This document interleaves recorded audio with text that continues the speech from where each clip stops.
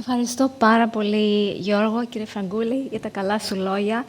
Και ευχαριστώ επίσης και τον κύριο Σφικάκη και την κυρία Τεχτονίδου για την πρόσκληση. Χαίρομαι πάρα πολύ που βρίσκομαι εδώ, ανάμεσα σε όλους εσάς.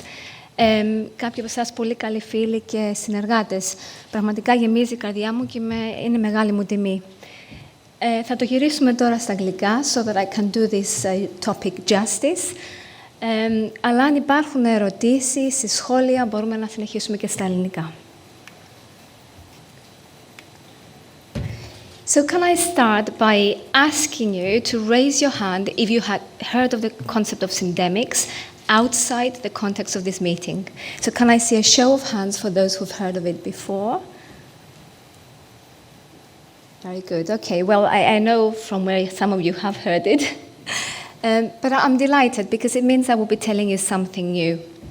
And in fact, I should say that my job has been made easy already because many of you have touched on concepts that relate to syndemics, and especially with the key messages that we've heard earlier also from Professor Gitas. So the term syndemic was first coined by Merrill Singer in 1990. He is a medical anthropologist by background, and as you have probably guessed, the term comes from our beautiful Greek language, syn from synergos, demic, demos, epidemic, epidemia, so synergos, epidemia. Essentially, the term means working together upon people. Singer's intention was to shift the focus more into risk behavior and other related aspects such as health beliefs, health education, in order to break the negative effects of and vicious circles that drive ill health. And in this context, the importance of the social environment that we've heard of earlier. This better? Yeah? So thank you, George. So in this context, the social environment was recognized to be an important factor. So in its simplest form, the term syndemic refers to a set of linked health problems involving two or more afflictions, interacting synergistically and contributing to excess burden of disease in a population. The first ever described syndemic is that of SAVA, which stands for substance abuse, violence, and AIDS, three conditions that disproportionately afflict those living in poverty in the US. So in inner US cities and urban areas in the US, where societal problems such as malnutrition, poverty, homelessness, poor access to healthcare, just to name a few, only help to cause the problem of SAVA. And this, of course, comes with major threats to global health. So many syndemics have a global impact. So, to my opinion, the concept of syndemics brings a rather innovative perspective into how vulnerabilities accumulate in disadvantaged, so to say, populations, driving adverse outcomes of disease. So the syndemic theory or approach can be used to study health inequalities, health vulnerabilities in those subgroups. But where am I leading to? What is the relevance in the context of rheumatic and musculoskeletal diseases? Most of my work to date, clinical and academic, has been in rheumatoid arthritis. But this is applicable across the board of rheumatic diseases, including spondyloarthritis, which is the focus of this meeting. So take, for example, your patient with spondyloarthritis who does not respond to treatment, has difficult to treat disease, treatment fails. The physical and psychological impact on that patient is considerable, with consequences on the ability to work, the ability to socially participate, higher healthcare utilization. So the impact is not just on the individual, but it's also on the society as a whole. Hence the global impact of syndemics that we've mentioned earlier. But let's take a closer look into things, taking the example of rheumatoid arthritis, where difficult to treat states have already been defined. There's work in progress currently to define difficult to treat spondyloarthritis too. So work from the EULAR Task Force on difficult-to-treat RA, looking at contributing factors and burden of disease in difficult-to-treat RA, has identified lower socioeconomic status as an independent predictor of difficult-to-treat disease in RA. Limited drug options due to adverse events, comorbidities, were amongst other factors that were seen more in patients with difficult-to-treat RA. In fact, this group identified 3 subgroups of patients under the umbrella term of difficult-to-treat RA. Those patients who are non-adherent, dissatisfied patients, those patients with pain syndromes, we've heard about fibromyalgia earlier, an important comorbidity in this context, and obesity. And finally, patients who were closest to the concept of true refractory RA. And this work highlighted the heterogeneity of patients falling into the realm of difficult-to-treat RA, but also the importance of recognizing where patients fall in order to provide more targeted and individualistic management. And I will spend a little bit longer thinking about comorbidities, sinusitis. We've heard about comorbidities throughout the day. Very, very important to think about them. And they take particular relevance in the concept of syndemics. So using 2 of the largest and longest RA inception cohorts in the UK, we looked at comorbidity burden over 25 years, spanning the time frame of the 2 cohorts, the ERAS and ERAN cohorts. And we found that comorbidity burden was high even at first disease presentation. And during the recruitment period, the comorbidity burden increased, probably partly also due to us being better at recognizing screening for them. And because we have a lot of detailed data, granular data on comorbidities, we were able to study comorbidities down to the individual disease level, and obesity caught our attention. So obesity was highly prevalent on first disease presentation. We know that obesity is a big problem. We've heard about it already. It's actually a global epidemic, and it deserves attention, and obesity features in many syndemics. We also looked at comorbidity burden during the course of the disease using one of the cohorts. And I should say these are historical cohorts now, but we saw that comorbidity burden increased over 15 years from disease onset, and cardiovascular diseases were also among the comorbidities that were on the rise. Thinking a little bit more into comorbidities, more as a group, studies have shown that they are amongst the strongest predictors of mortality. Work by Helga Radner in Austria has shown that comorbidities also adversely impact on achieving treat-to-target goals in rheumatoid arthritis, with comorbidities reducing the chances of remission after 1 year by around 30% and by around 20% for low disease activity after a year. Comorbidities have also been linked to functional decline in rheumatoid arthritis. So this is work by our group back in the UK, which showed that increasing comorbidity burden resulted in higher functional disability over time, something that's supported by other literature. And comorbidities have also been linked with worse quality of life, with Caleb Michaud and Frederick Wolf showing a strong, almost linear association, as you can see, between the quality of life, the EQ5D, and increasing comorbidity burden. In spondyloarthritis, using data from the COMOSPA study, a multinational cross-sectional study, we showed that comorbidity impacts adversely on disease activity, on functional ability, and quality of life in these patients. And if we were to take the wider societal perspective, then we know also that comorbidities have been linked with longer lengths of stay and higher healthcare utilization. So there's a wider impact beyond just the individual patient affected by it. So where am I leading to? Straight to the point, and broadening it out to inflammatory arthritis, which includes RA and spondyloarthritis. Is there a syndemic? Yes, potentially many.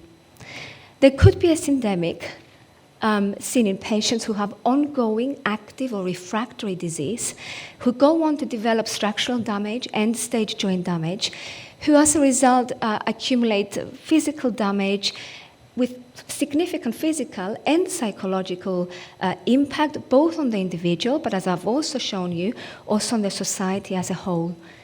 And the culprit here is treatment failure. And the potential many reasons that could be driving treatment failure, both biological, such as comorbidities, and non-biological or social factors. In fact, there's many variables that could come into this picture, and there's been increasing recognition in the value of thinking more in terms of a biopsychosocial model when thinking disease in general. And beyond physical comorbidities, we've heard a lot about mental health comorbidities. This should be considered very, very carefully. We know that comorbidity with depression and anxiety incrementally worsens health, and it is no surprise that both of those conditions have been linked to many syndemics. But let's also think a little bit about the social context.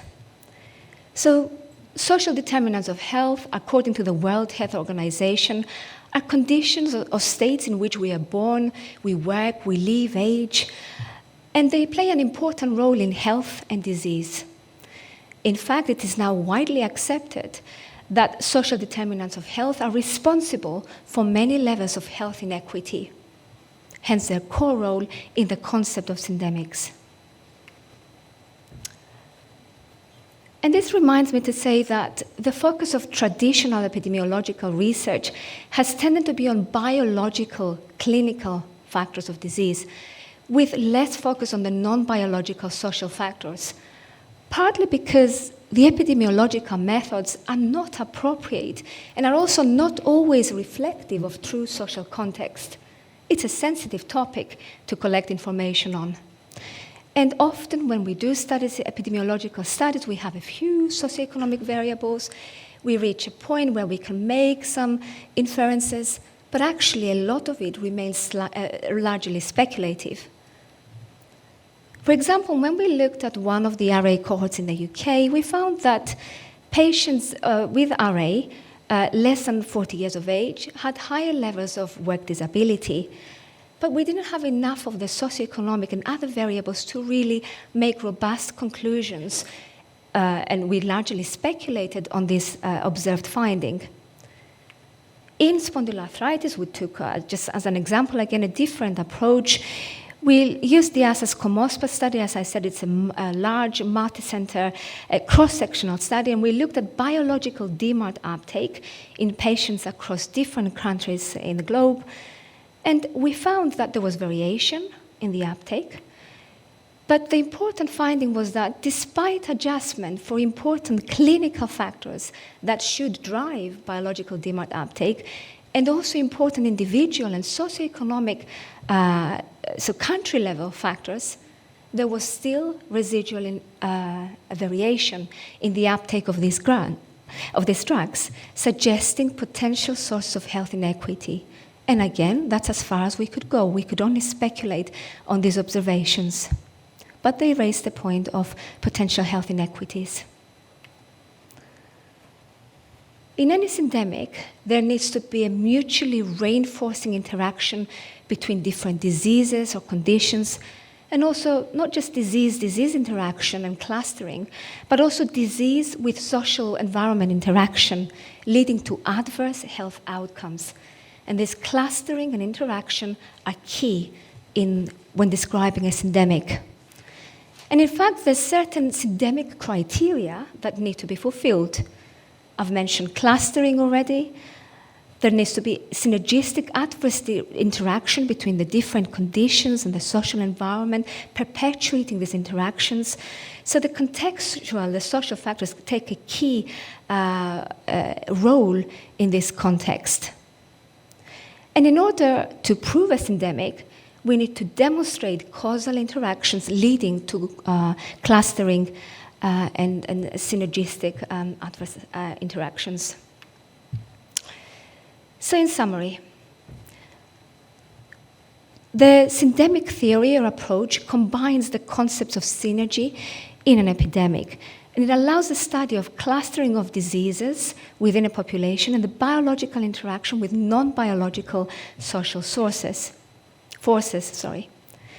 A syndemic intervention can strengthen strategies of prevention and care by considering the full scope of syndemic vulnerabilities, addressing both the roots of illness, so causes of inequality, and the treatment of symptoms, the clinical care aspect. And taking a syndemic approach when we're thinking about disease can help provide concrete tools and strategies for targeting health inequalities, enabling intervention on both policy and clinical levels. Take, for example, your patient with spondyloarthritis, difficult to treat disease, non-responsive to treatment. Understanding both the biological and non-biological drivers behind those difficult to treat states can help us provide more targeted and individualistic approach to care, both at policy but also at clinical level. So, George, you've already mentioned the EULAR study group in rheumatic and musculoskeletal diseases. If any of you is interested in joining this group, please let me know. It's actually turning into a large international consortium.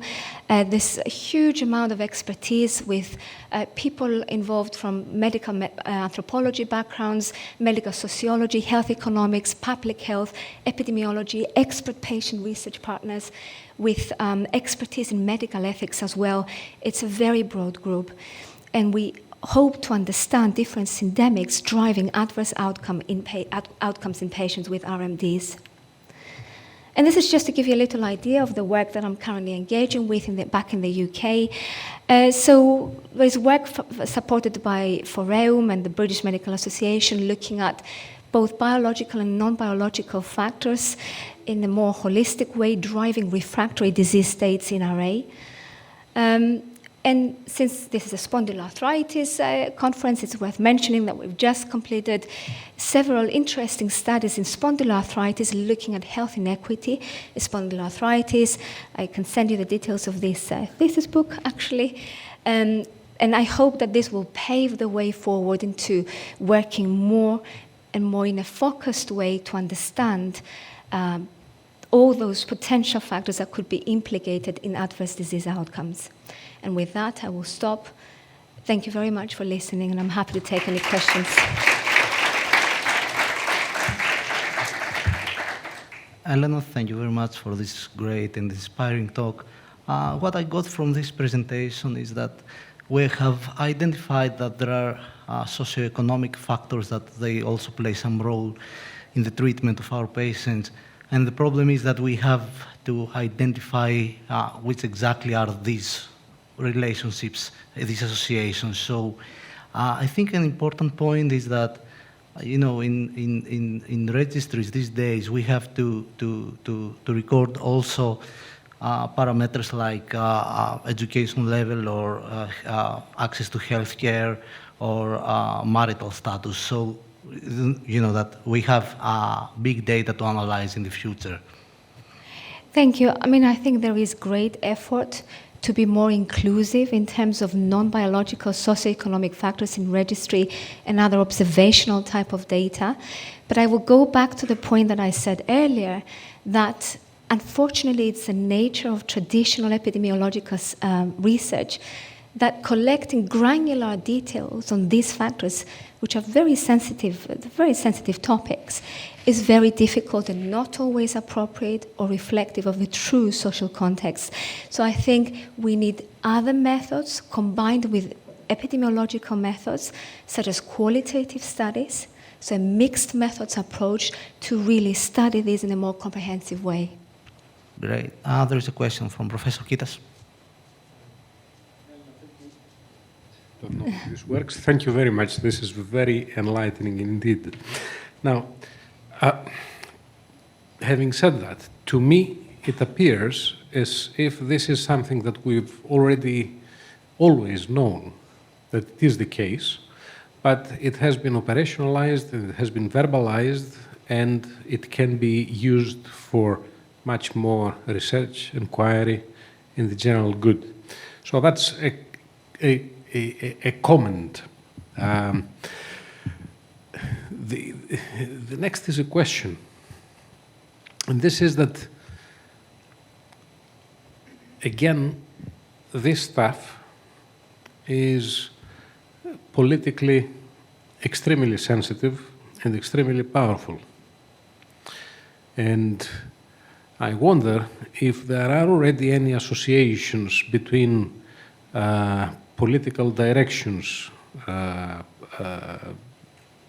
financing systems, social care, etc., in different countries, which lead to this type of outcomes.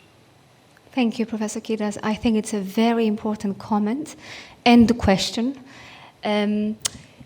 So yes, and so the Greek origins, if I go back to feeling very overwhelmed and happy that I'm in Greece, the Greek origins of the word syndemic inherently give it that public health perspective. There are strong public health elements, policy levels, politics, definitely medical ethics come into this, which is why the international consortium that I've put together really has that expertise inside. Because if we want to make change, positive change, and if we're thinking about positive change not just on the individual but also at the wider societal level, acknowledging the global impacts that different syndemics can have, then definitely that needs to happen. It should be high on political agendas, and it's something that I hope with the work that we have started to do, that we will take forward sort of at a higher level to make change more widely, because that's ultimately what we need to do. And we can discuss over many examples of how this could be particularly relevant. Yes? So why would you predict will happen in the UK in the next 5 to 10 years? Again, a very good question, and you're really stimulating me now. So we want to take the work that we've started further.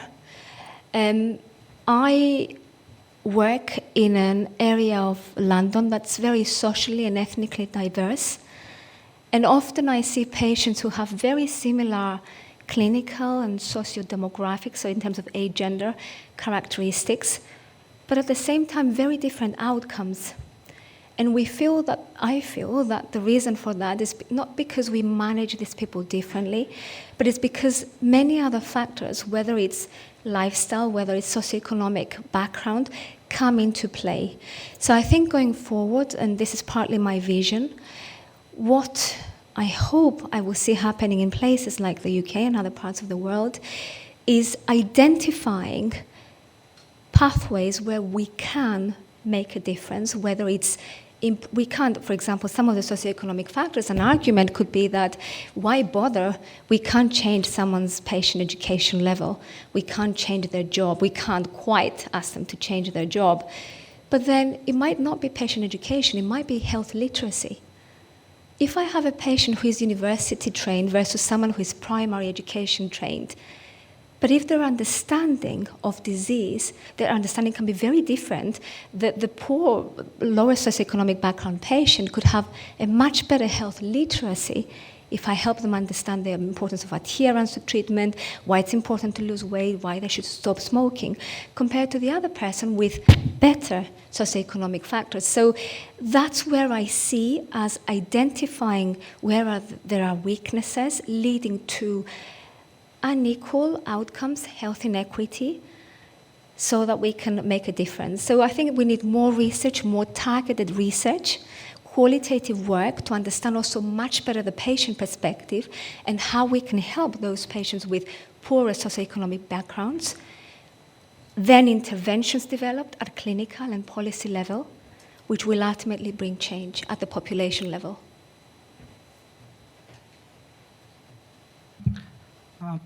Well, I don't see any other questions. Κυρία Τεκτονίδου. Oh, there is a question from Professor Tektonidou.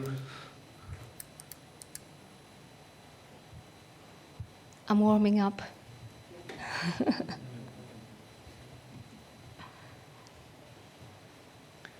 Just a comment that this is worth it, that it started from years ago to see the disorders from a more global view. This started from some publications in Lancet journal.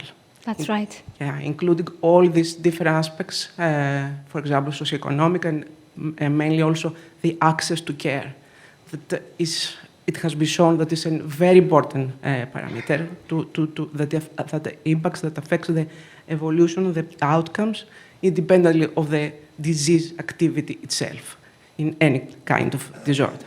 Just a comment. Totally agree, Maria. And I think what is important to recognize, as I said earlier, is that it's not a new concept. It's new in the context of RMDs.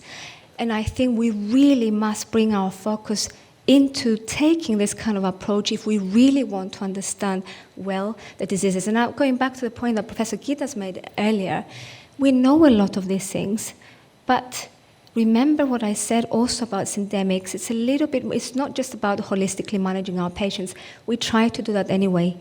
In any syndemic, it's important to prove causal pathways to disease interaction, disease with social environment interaction. That's what's going to help us really identify the root of the problem, where we need to intervene to make change. That was great. Elena, it's a great pleasure to have you here. I hope you enjoy the Congress. So thank you very much. It was a great pleasure and honor. Thank you. I loved it. You've done a fantastic job. Great. Thank you very much.